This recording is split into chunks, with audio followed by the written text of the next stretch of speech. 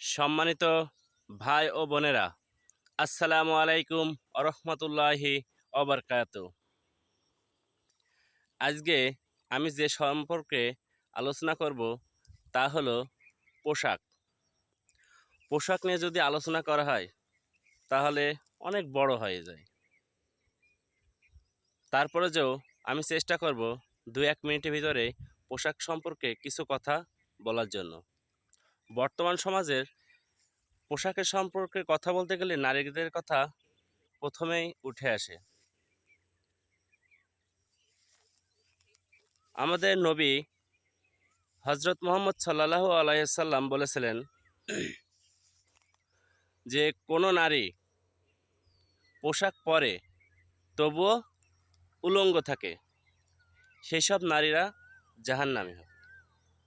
এবং কিছু সংখ্যক নারী আছেন যারা এমন এমন পোশাক পরেন যা পুরুষের মনকে খারাপ করে দেয় এবং তাদের ঈমানকে ধ্বংস করে দেয়।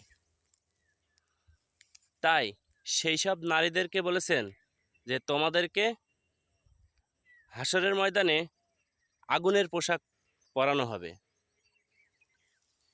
তাই জন্য সকল নারীদের উদ্দেশ্যে বলি যে আপনারা সুন্দরভাবে পরিপাটি হয়ে ইসলামের শরিয়ত মেনে হিজাব পরে চলার চেষ্টা করুন।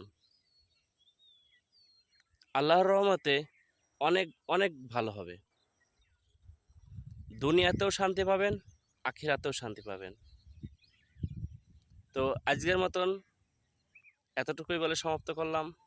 আসসালামু আলাইকুম রহমতুল্লাহি ওয়া বারাকাতুহু।